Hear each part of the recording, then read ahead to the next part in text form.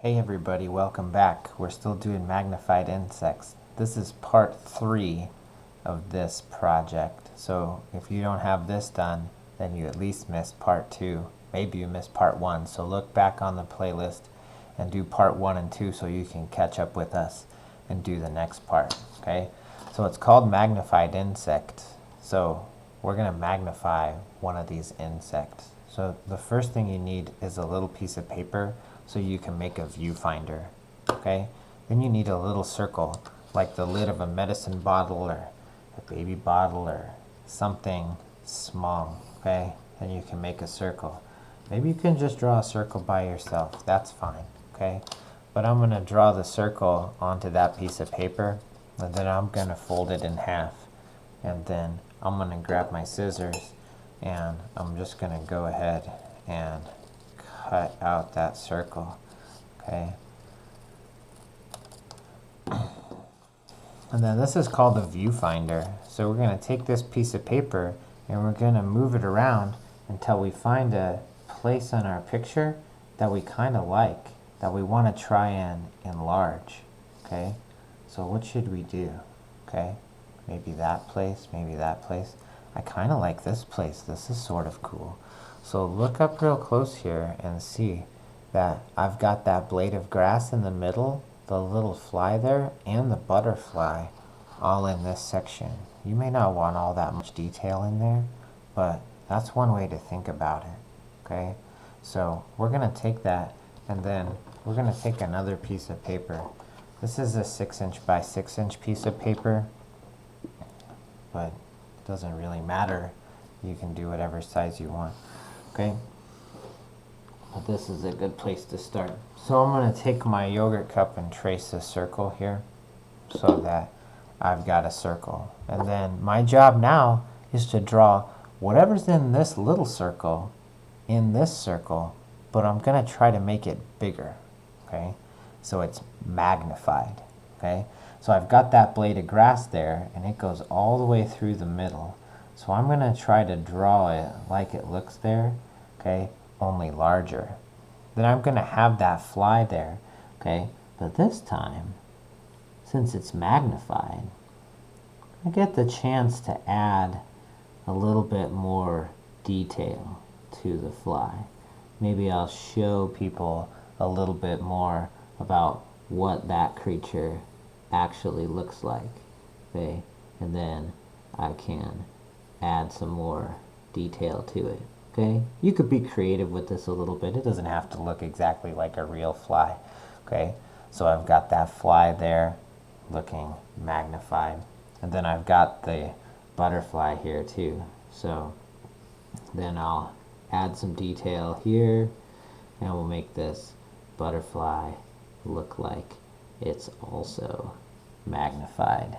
Okay, and it'll have a little more detail than it did before. Okay, so we'll do that. 1, 2. And if you want to Google some pictures of actual insects and look at them to see what they actually look like magnified, that might be kind of cool. It might be kind of scary. An insect all magnified will probably be a very interesting but maybe a little terrifying picture. So we'll add that shape there and there to the butterfly. So now we've got the basics in there, and then I'll have you do what we did before, which is outline everything with your black marker.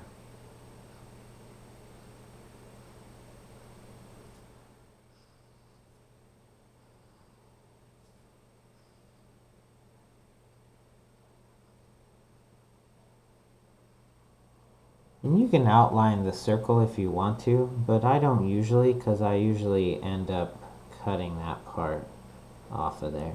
Okay? And then, so what you're going to look for now is what color you made the insect the first time you drew it, and then you're going to use that as your basic color, okay? So you can't see any color on the fly, so I can do whatever I want. Now that it's magnified, we can see more detail, so we can add whatever color we want.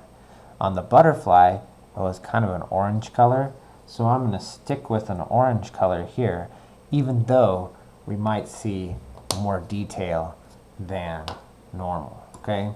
So instead of it just being orange though, I may add some yellow details in here too, okay?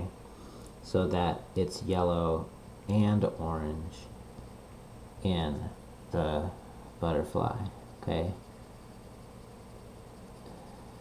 And I'm going to color the orange right over the yellow, and that's kind of a cool trick, is that some colors, even if you color over the top of them, will still show up a little bit as a color mix.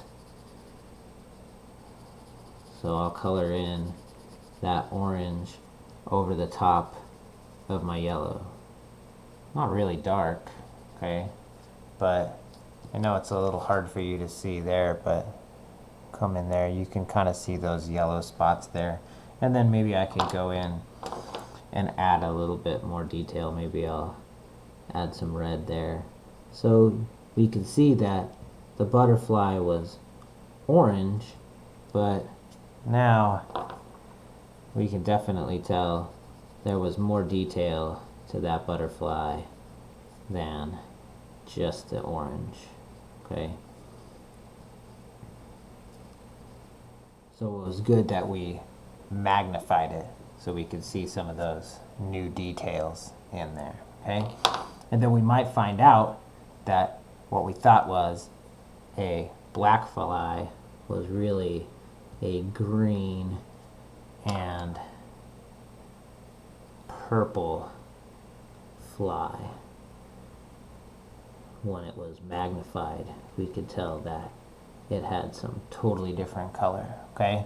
And that dark black of the butterfly that was on there was actually purple as well. So we'll add some purple here and blue.